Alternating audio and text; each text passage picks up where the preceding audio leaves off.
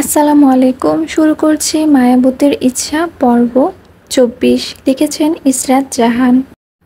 পুরনো অতীত। রোহিণী আর মিনারের মৃত্যুর পর মালিনীর বিয়ে হয় মাহমুদ সর্দারের সাথে।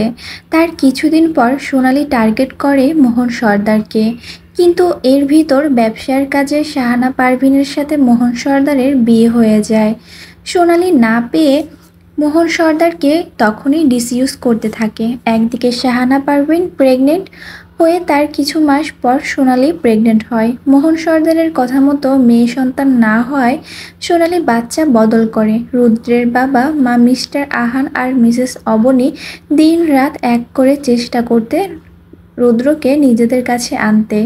সোনালি তাদের ভয় দেখাতো রুদ্রের ক্ষতি করে দিবে বলে।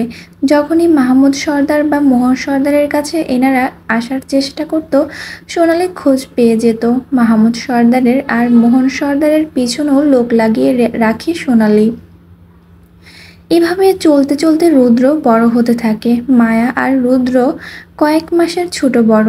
মায়ার জন্মের কিছু মাস পরে রুদ্রের জন্ম হয়। সোনালি কিছুদিন রুদ্রকে নিয়ে আলাদা থাকত। মোহন সর্দার তার ব্যবসার কথা বলে সোনালিকে বিয়ে করে অন্য বাসায় রেখে দেয়। অন্যদিকে মালিনী চেষ্টা করে বিভান আর সোনালির মুখোশ উন্মোচন করতে, কিন্তু সোনালির মুখোশ উন্মোচন না হয়ে মারা গেল রাজের নানু আর দাদু। মালিনী এই ঘটনার পর আরও বেশি ভয় পেয়ে যায়। মানিকের কথা ভেবে চুপ হয়ে যায় সে। মানতে থাকে সোনালির সকল আদেশ নিষেধ। এরপরে মায়া যখন তৃতীয় শ্রেণীতে পড়ে, তখন সোনালির মনে হতে থাকে এরা কাজের কাজ কিছুই করতে পারবে না। অন্তত শাহানা পারভিন আর মায়াকে এই বাড়ি থেকে বের করলে সে এই বাড়িতে আসতে পারবে। মোহন সর্দার তার বাবার কথা ভেবে ভয়তে চুপ থাকতেন, কারণ তখনও ব্যবসায় অংশ তিনি ভাগে পাননি। মালিনী যখন তার বাবা আর শ্বশুরকে, রাজের নানু আর দাদু সব বলে দেয়, তখন বিভান ওদের খুন করে, আর এই সুযোগ কাজে লাগায় সোনালি। রাজের দাদু মারা যাওয়ার পরই সোনালি রীতিমতো রুদ্রকে নিয়ে মোহন সর্দারের কাছে ইমোশনাল ব্ল্যাকমেল করে, যার ফলে মোহন সর্দার বাধ্য হয়ে পুরো পরিবারের সামনে সোনালিকে আনে। বাবা মারা যাওয়ার এখন আর তার ভয়ের কিছু নেই। শাহানা পারভিন এই বাসা থেকে চলে এসেছে এই খবর পেয়ে যায় মিস্টার আহান। তিনি তার স্ত্রীকে নিয়ে খবর দেন শাহানা পারভিনকে। শাহানা পারভিন সেই দিনই চলে আসেন ঢাকায়। মায়ের বয়সী মৌকে দেখে শাহানা পারভিনের অন্তরে আত্মা কেঁপে ওঠে। বাকি সবার কথা বাদ, কিন্তু নিজের পেটে যাকে ৯ মাস রেখেছে, যার দ্বারা মাতৃত্বের অনুভব সোনালি পেয়েছে, সে কিভাবে এই বাচ্চাকে ফেলে দেয় ভেবেই শাহানা পারভিন কান্না করে দেন। মৌকে জড়িয়ে ধরে শাহানা পারভিন বলেন, আমি একে মানুষ করব, আমার মায়ার মতো ওকে প্রতিষ্ঠিত করব। আজ থেকে আমার ২ মেয়ে, ওই মোহন সর্দার আর সোনালির কর্মের বদলা নিবে আমার এই ২ মেয়ে। ছোট মৌ তখন শাহানা পারভিনের আদর পেয়ে খুশি হয়। ছোট হলেও মৌ তখন জেনে যায় তাকে তার মা ছেড়ে দিয়েছে। শাহানা পারভিন সবসময় সত্যি কথা বলেই মৌকে বড় করেছে, কিন্তু মৌ যে মোহন সর্দারের আসল মেয়ে এটা গ্রামের কাউকে বলে না। সবাইকে বলতো মৌকে তিনি দত্তক নিয়েছেন। মৌ প্রথম দিকে কষ্ট পেলেও শাহানা পারভিন যখন মায়া ও মৌ দুজনকে একসাথে আদর যত্ন করত, তখন তফাৎ খুঁজে পেত না। মৌ আস্তে আস্তে বুঝতে পারে শাহানা পারভিন যা করেছে তার পরিচয় গোপন রাখতে করেছে। অন্যদিকে শাহানা পারভিন তার বাবার পরিচিত ডাক্তার দিয়ে সাহায্য করে মিস্টার আহান আর মিসেস অবনীকে। মাহমুদ সর্দারের কাছেও মৌয়ের বিষয় বলে না শাহানা পারভিন, কারণ তার ভাষ্যমতে এখন সর্দার বাড়িতে রুদ্র ও মৌয়ের ভীষণ বিষয় না জানাই মঙ্গল। এই সোনালি খুব ভয়ঙ্কর, যে একটু আঁচ পেলে ক্ষতি করে দিবে সবার। তাই মাহমুদ সর্দার এই বিষয়ে কিছু জানতে পারে না। তিনিও জানতেন মৌ আশ্রম থেকে দত্তক নেওয়া। শাহানা পারভিনের ডাক্তার যখন প্রমাণ জোগাড় করে পুলিশ দিয়ে সোনালির থেকে ঘুষ নেওয়া ডাক্তারকে ধরে নেয়, ঠিক তখন সোনালির নার্স সোনালিকে সব কিছু গোপনে বলে দেয়। সব জানতে পেরে সোনালি তার বড় বোনকে খুন করে, কারণ সেই সব কিছু আড়ালে জানিয়ে দিত। তারপর দ্রুত রুদ্রকে পাঠিয়ে দেয় লন্ডনে। এইদিকে মিস্টার আহানের বাসায় মাঝরাতে নিজের দলবল নিয়ে আসে সোনালি। ঘুমন্ত আদ্র তখন কিছুই বুঝতে পারে না। গুলির শব্দ পেয়ে আদ্রর ঘুম ভেঙে যায়। ঘুম থেকে উঠে দৌড় দেয় আহান আর অবনীর ঘরে। ঘুমন্ত মিস্টার আহানের বুক বরাবর শুট করে সোনালি। গুলির শব্দে ঘুম ভেঙে যায় মিসেস অবনীর। মিস্টার আহান গুলির আঘাতে ধরফরিয়ে ওঠে। বুকে ব্যথা পেয়েও স্ত্রীর জন্য উঠে বসে। পাশে থাকা ফোন হাতে নিবে ঠিক তখনই সোনালি ওনার হাতে শুট করে দেয়। সোনালির লোকজন মিলে ধরে রাখে মিস্টার আহান আর মিসেস অবনীকে। সোনালি বলে, প্রমাণগুলো কোথায়? আমি যে মেয়ে আর ড্রাগ সাপ্লাই করি এগুলোর যে প্রমাণ তোরা পেয়েছিস সেগুলো দিয়ে দে। আর রুদ্রের কথা ভুলে যা, ও ভালো আছে, কিন্তু ততক্ষণে ভালো থাকবে যতক্ষণ ও আমার সন্তানের পরিচয় থাকবে।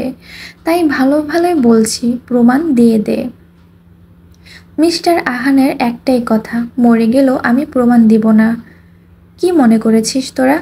আমি মাত্র আমার বোনকেই খুন করে এসেছি, আর তোদের মারতে পারবো না?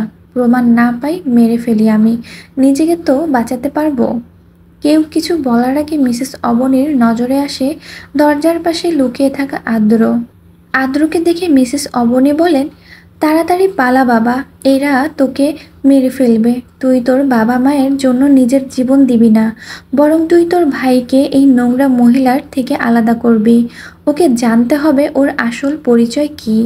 ও এই নরপশুর সন্তান না, এটা যেন রুদ্র জানতে পারে। এই মহিলা নিজ স্বার্থে তার বোনকে খুন করেছে, এখন আমাদের মেরে ফেলবে।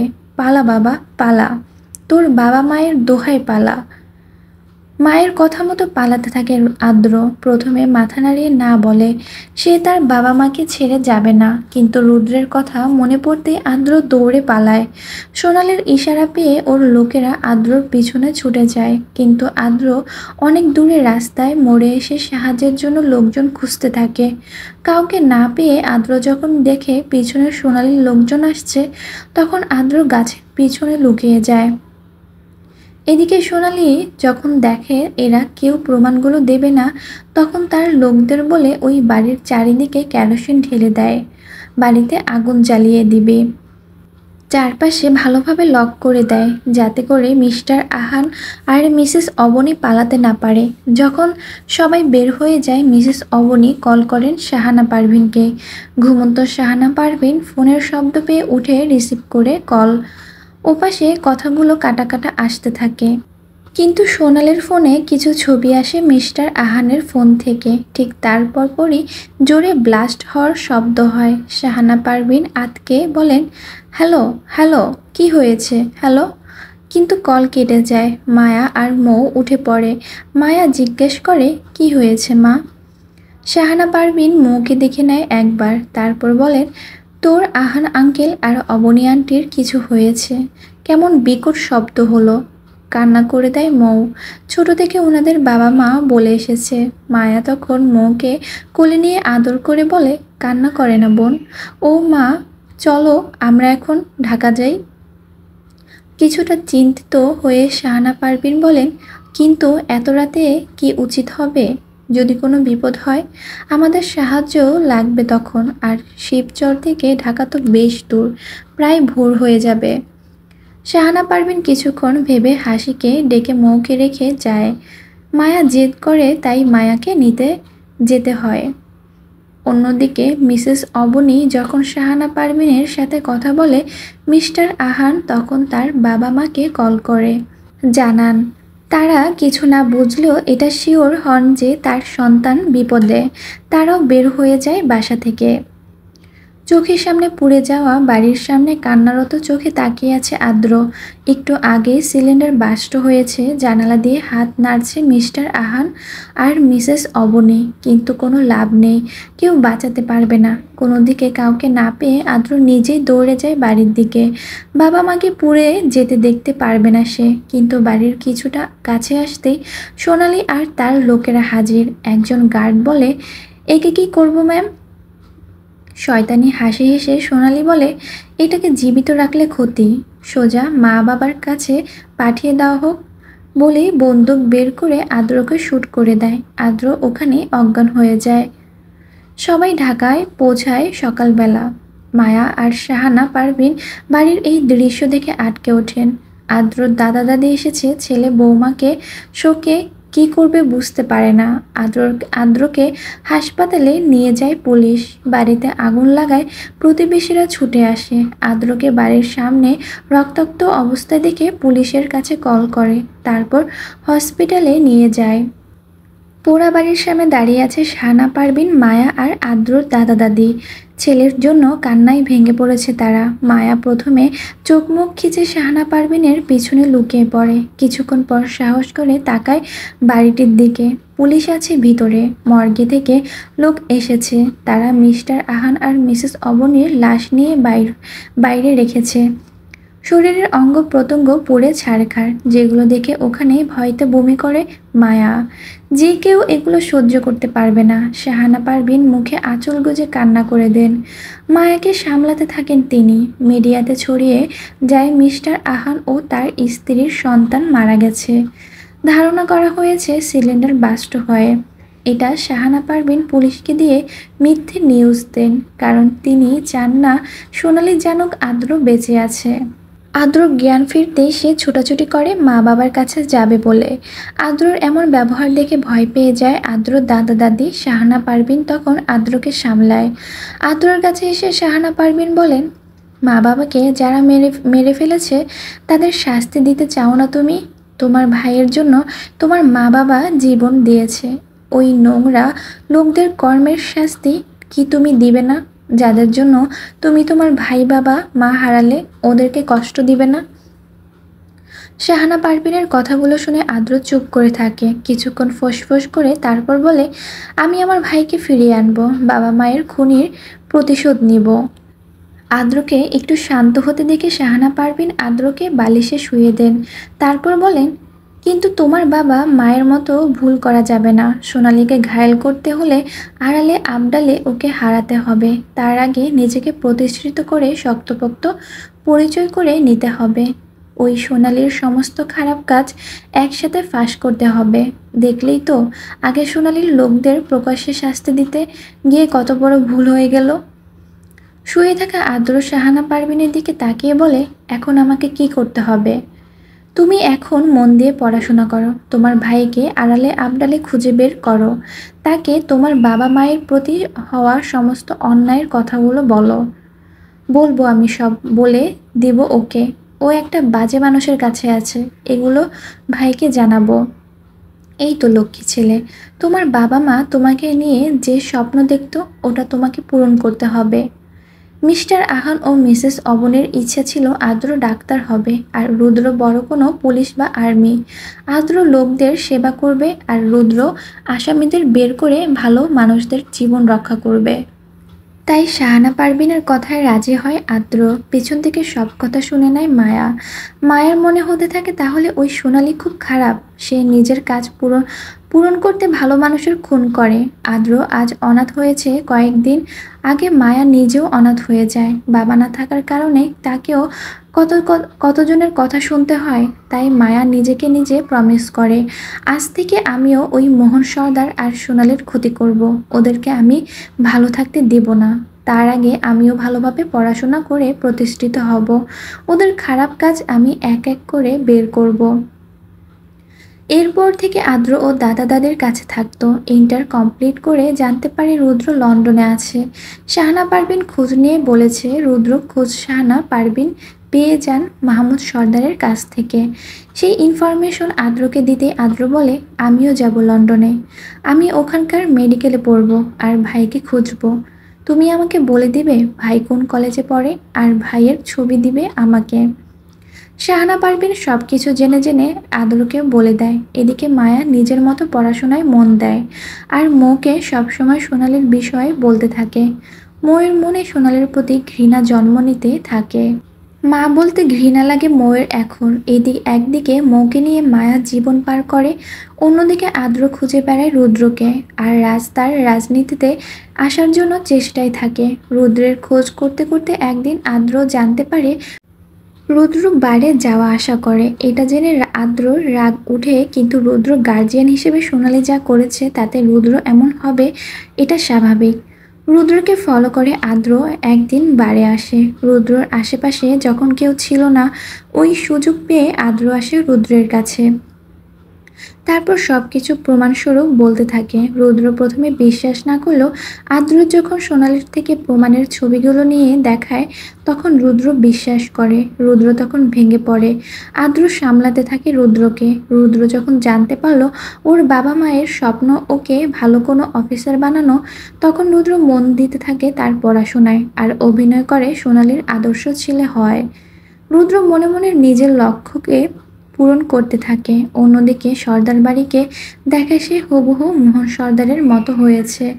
রুদ্র সবাইকে জানায় সে রাজের মতো ভালো রেজাল্ট করতে পারেনি, টেনে টুনে পাস। আশাহত হয়ে থাকে মোহন সর্দার। সোনালি যে কারণে রুদ্রকে নিয়ে সর্দার বাড়িতে আসে, রুদ্র তার উল্টো কাজটাই করে। সারাদিন পার্টি করা মেয়ে নিয়ে ফুর্তি করা যেন রুদ্রের নেশা, এমনটাই রুদ্র দেখাতো সোনালীকে। কিন্তু বারে রুদ্র যেত কিছু আসামিকে ধরতে, যেটা হিয়ার চোখে অন্যভাবে প্রকাশ পায়। রুদ্রের যেমন উদ্দেশ্য থাকে তার বাবা মায়ের খুনিকে নিজের হাতে শেষ করে দেওয়া, ঠিক তেমন রুদ্র ভালোবাসে হিয়াকে। অন্যদিকে আদ্র লন্ডনেই থাকে আর ভালোবাসতে থাকে তার প্রেয়সী শিয়াকে। আদ্র বাংলাদেশে আসে না, কারণ ততদিনে শাহানা পারভিনের কোনো খোঁজ পাওয়া যায় না। আদ্র চেয়েছিল বাংলাদেশে এসে শাহানা পারভিনের কাছে আসবে। মায়ার ব্যাপারে বেশি একটা অবগত থাকে না আদ্র, কিন্তু রুদ্র মায়ার শোরুম উদ্বোধনের দিন মায়ের চোখে মুখে রহস্য দেখে মায়ের পিছনে স্পাই লাগায়। অন্যদিকে মোহন সর্দারের পিছনে স্পাই রুদ্রের লোক লাগাতে থাকে। এইসব ইনফরমেশন আদ্রকে দিতে থাকে আদ্র যখন জানতে পারে মায়া মোহন সর্দারের কোম্পানিতে সমস্ত খাবারের প্রয়োজন মিশিয়ে দেয়, তখন আদ্রর সন্দেহ হয়। মায়া সম্পর্কে খোঁজ নিয়ে আদ্র কনফার্ম হয় এই সেই মায়া, শাহানা পারভিনের মেয়ে। চট্টগ্রাম থেকে ঢাকায় আসার পর রুদ্র যখন মায়ার সাথে কথা বলতে যাবে, তখন রাজ বিয়ে করে বাড়িতে আনে মায়াকে। রুদ্র তখন সুযোগ বুঝে মায়াকে সব কিছু বলে দেয়। মায়া আর রুদ্র প্ল্যান করতে থাকে কিভাবে মোহন সর্দারকে ডাউন করা যায় আর সোনালির সমস্ত গ্যাং এক করা যায়। রুদ্র সবসময় তার লোভ দিয়ে খোঁজ রাখত সোনালির কথায়, যার কার সাথে কথা বলে। অন্যদিকে মোহন সর্দারের অ্যাক্সিডেন্ট করায় আদ্র আয়রাকে দিয়ে মোহন সর্দারকে আরও ড্যামেজ করে দেয়। বর্তমান অতীতের কথাগুলো শুনে ভেঙে পড়ে মিলি। সোনালীকে উদ্দেশ্য করে বলে, ছি মা ছি, তুমি একজন নিকৃষ্ট মহিলা। এরা যা করেছে একদম ঠিক করেছে। আজ এদের জায়গায় আমি হলে আমিও এমন করতাম। সোনালীর মধ্যে কোনো অনুতপ্ত দেখা যায় না, সে এখনও সেই একই রূপে আছে। বিভান সবার পিছনে যেয়ে কাউকে কল করতে যায়, ফোন নিয়ে কানে ধরতেই বিভানের হাত ছিদ্র করে ভুলে চলে যায়। সবাই পাশে তাকিয়ে দেখে রাজ শ্যুট করেছে বিভানকে। মৃদু হেসে রাজ বলে, আজ তোমার খেলা চলছে না মামা, আমার বউ মাঠে নেমেছে আজ, তাকে হারতে দেই কিভাবে বলো? আমি আবার বউ ছাড়া থাকতে পারি না, তাই তো বউয়ের শত্রুদের আমি জিততে দেই না। তোমাকে আমার বউয়ের হাতেই শেষ হতে হবে মামা। বিভান তার হাত ধরে ওখানে বসে পড়ে, হাত থেকে রক্ত পড়ছে। মৌ এসে পিয়াসের পা বেঁধে দেয়। মায়া একটি আংটি নিয়ে সোনালীর সামনে দাঁড়ায়। সোনালীকে উদ্দেশ্য করে বলে, এই আংটি আপনার খুব পছন্দের, তাই না মিসেস সোনালী? সোনালীর চোখ ছোট ছোট করে তাকায়। মায়া রহস্যের হাসি দিয়ে বলে, এটা আসলে আমার শাশু মায়ের আংটি না, আমি খুব ভালো করেই জানতাম। কেন জানেন? কারণ এই আংটির সাইজ দেখে। আমি যখন মামিকে এই আংটির সাথে দেখি, তখন খুব ভালো করে দেখি আংটির সাথে সুতো বাঁধা। আংটিতে সুতো বাঁধা থাকে কারণ আঙ্গুলের সাথে ফিট হওয়ার জন্য। আর আংটি যে উনি আগে পরতেন না, এটা আমি আরও শিওর হই ওই রাতে, যে রাতে আপনি গহনার লকার থেকে এই আংটি নিয়ে নিজের আঙ্গুলে দেন আর পরে ফোন করে কাউকে বলেন যে আংটি নিয়ে সোজা এয়ারপোর্ট আপনার লোক যাবে। এরপর যখন মামি আপনাদের কথা মতো আমাকে বলে এটা আমার শাশু মায়ের আংটি, আপনি ভেবে নেন আমি ক্ষিপ্ত হয়েছি। অ্যাকচুয়ালি আপনি যে চান আমি আমার সন্দেহের লিস্টে আমার শাশু মায়ের আর মামিকে রাখি, আর তারপর আমিও কোনো ব্ল্যান্ডার করে দিব, এই যেমন আমার শাশুমাকে মেরে ফেলার তারপরও মন্ত্রীমশাই। এক এক করে সমস্ত নিরাপদ ব্যক্তিকে আমি মারব, এটাই তো আপনি চেয়েছেন, কিন্তু পারলেন না। So sad.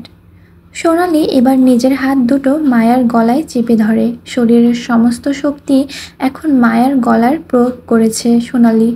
মায়া মুখে ভিলিনি হাসি দিয়ে বলে, এভাবে খুন করতে পারবেন না আমাকে, বৃথা চেষ্টা চালাচ্ছেন।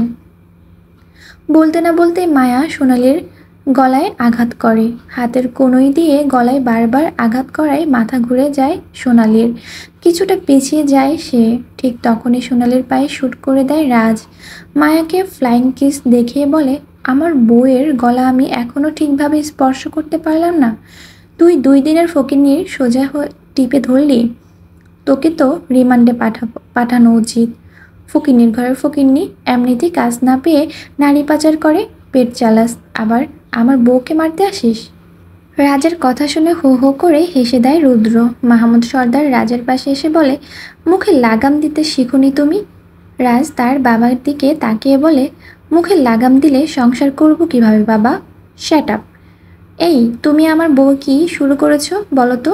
সবসময় সেই এক ইংলিশ, শ্যাট আপ। এটা ছাড়া কি তোমরা শ্বশুর বৌমা কোনো ইংলিশ শিখতে পারোনি? মায়া আর মাহমুদ সর্দার একসাথে বলে ওঠে, শ্যাট আপ। রাজ দুজনের দিকে তাকিয়ে বলে, নাও শ্বশুর বৌমা, এখন কম্পিটিশন শুরু। ভাই রুদ্র, এখন তোমার লোক ডাকো, এদের নিয়ে যেতে হবে তো। রুদ্র মাথা নাড়িয়ে বলে, ওরা এসে গেছে বলেই ইশারা করে দরজার দিকে। সবাই দেখল সেদিকে। জেসিকে উদ্দেশ্য করে রুদ্র বলে, মিস জেসি। Yes sir.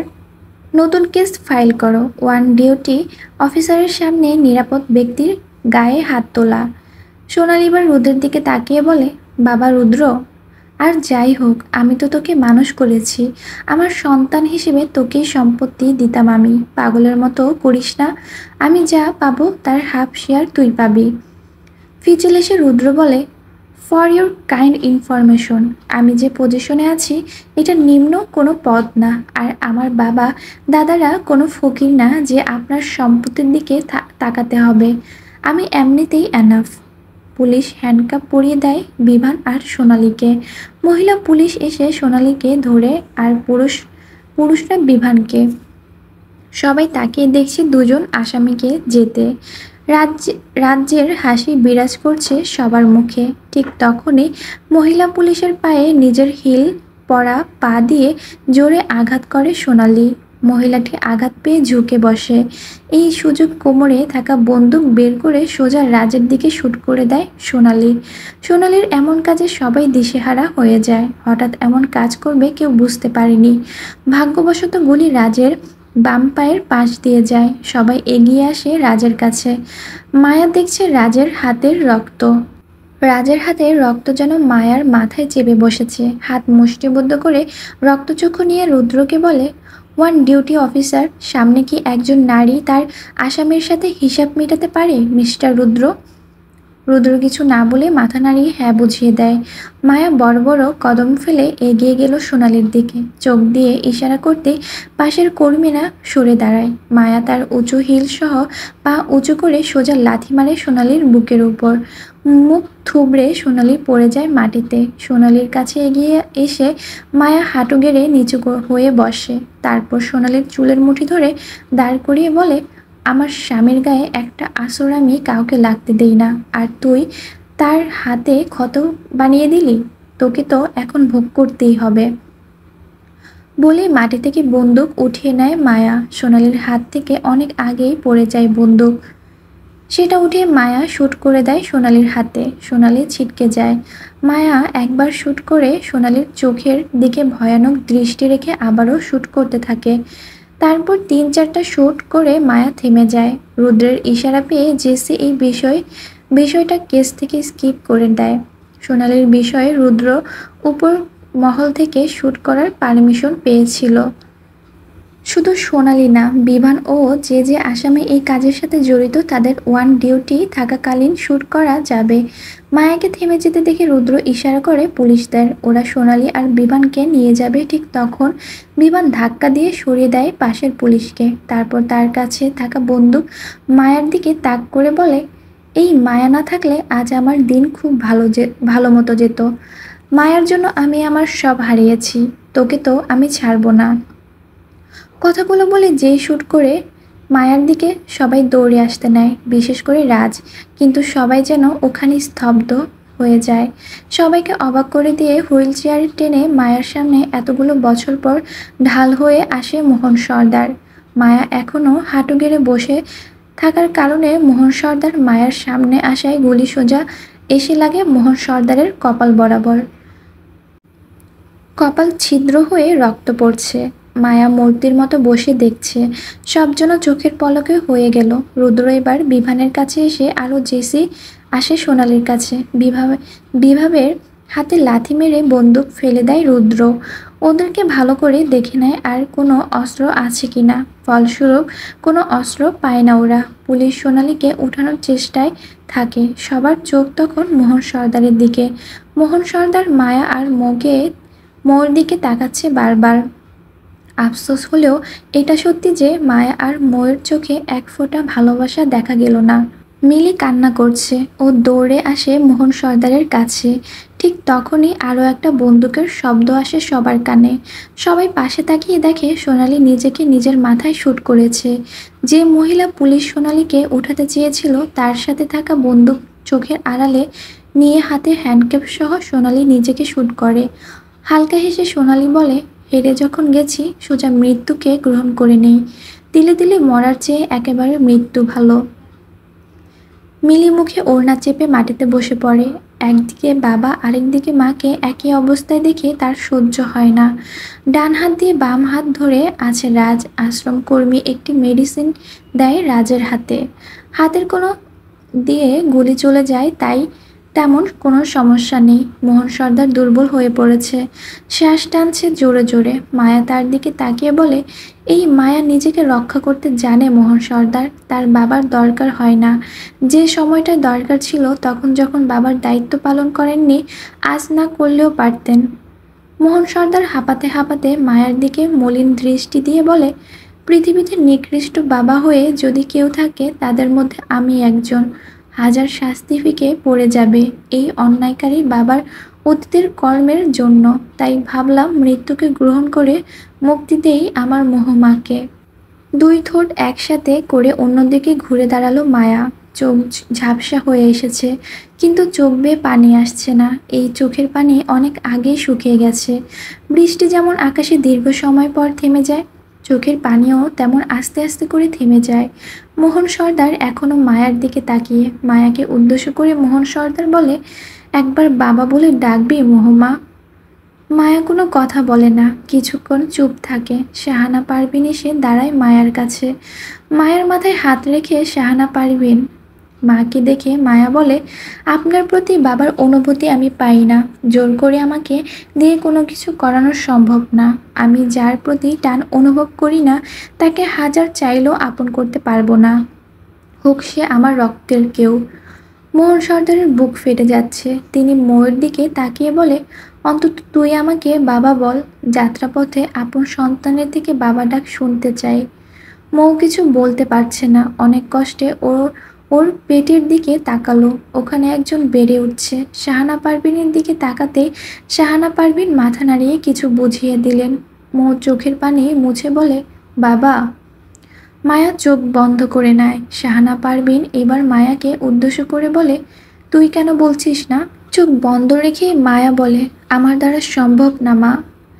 একজন মৃত্যু পথযাত্রীর ব্যক্তির ইচ্ছা পূরণ করবি না মোহমা?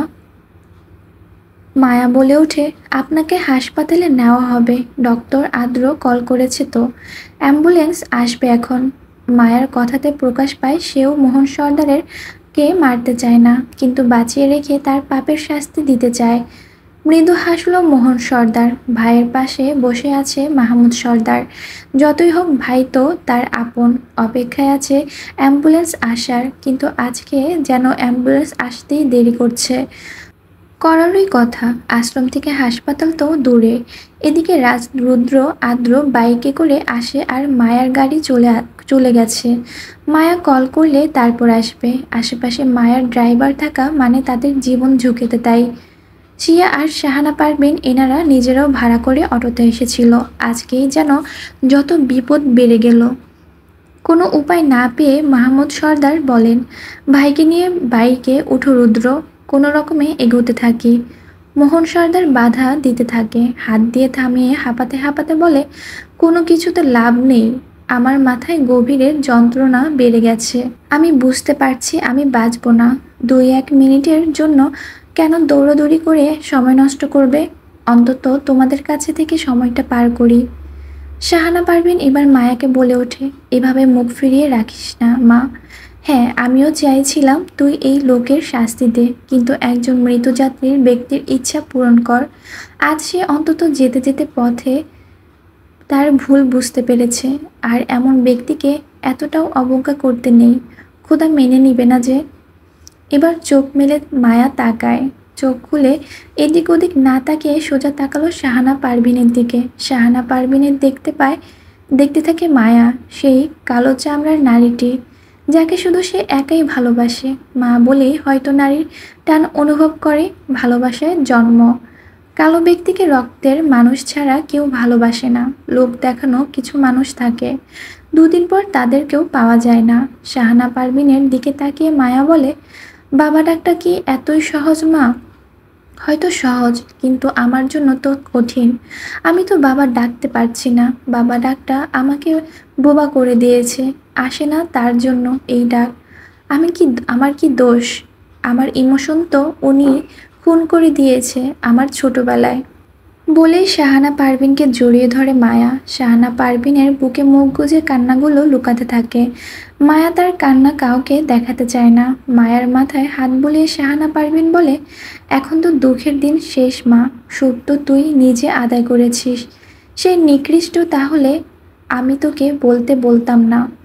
আমার জন্য তার মধ্যে যাই থাকুক, তোদের জন্য এখন সে অনুতপ্ত। মায়ের কথা শোন মা, মনের বাইরে যেয়ে একবার বলে দে বাবা, অন্তত সে এটা বুঝুক আমরা এতটাও নিষ্ঠুর না।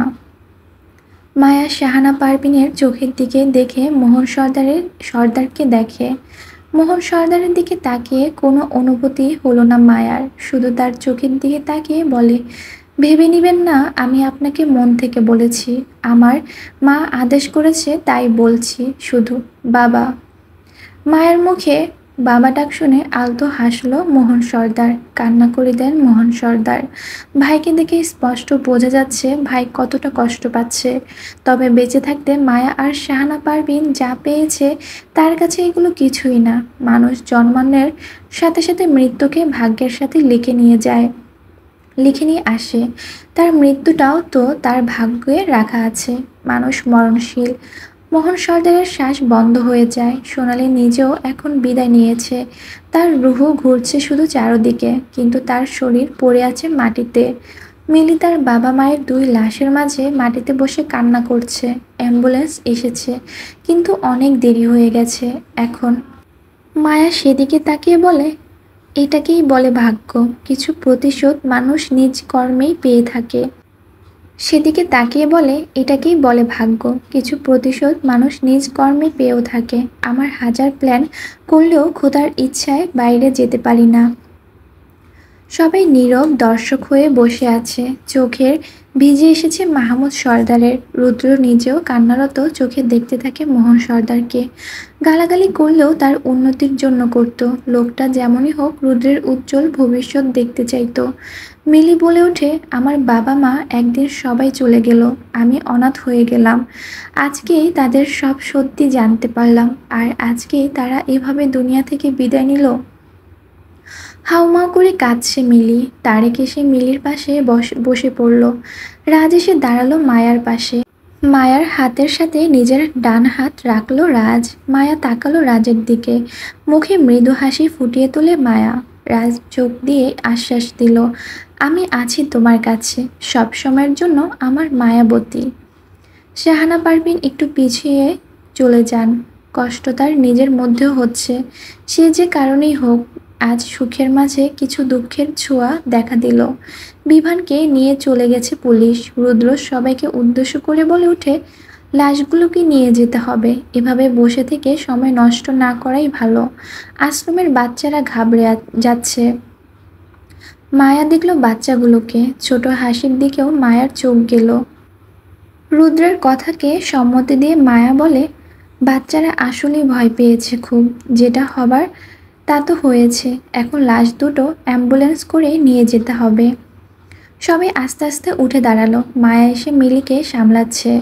শিয়া সামলাতে থাকে মৌকে। মৌকে এখন অতিরিক্ত চাপে রাখা যাবে না। রুদ্র তার লোককে কল দিয়ে বলে, হিয়া পাখিকে ছেড়ে দাও আর সেফলি সর্দার বাড়িতে নিয়ে আসো। ওপাশ থেকে বলে, ওকে বস। মাত্র বাসায় এসে পৌঁছালো হিয়া। এসে দুটো লাশ দেখে অবাক হয়। আশেপাশে সবাই নীরব হয়ে আছে। হিয়া দৌড়ে যায় তার বাবার কাছে, বলে, কি হয়েছিল বাবা? ভাবি কিছু করেছে? মালিনী এসে হিয়াকে বলে, না রে মা, তোর ভাবে কিছু করেনি। মালিনীকে দেখে অবাক হয় হিয়া। বলে, তুমি সুস্থ আছো মা? আমি একটু শান্তি পেলাম, কিন্তু তোমাকে যে ভাবি মেরেছিল, ওগুলো নাটক ছিল। সে অনেক ব্যাপার। তোর কাকা কাকি মারা গেছে, তাদের জন্য দোয়া কর। এসব কথা পরে হবে। হিয়া আশেপাশে তাকালো। বাবা মায়ের মৃত্যুতে রুদ্রকে দেখতে পাচ্ছে না। রুদ্রকে কি তাহলে কেউ জানায়নি? আসলে হিয়া জানে না রুদ্র কি করে। এখন রুদ্র তার অফিসে বিভানকে নিয়ে ব্যস্ত আছে সে। এই অবস্থায় কেউ এখন রুদ্রর সম্পর্কে হিয়াকে কিছু বলতে পারবে না। তাই হিয়া চুপ করে আছে। মনে মনে রুদ্রর প্রতি রাগ বাড়ছে হিয়ার।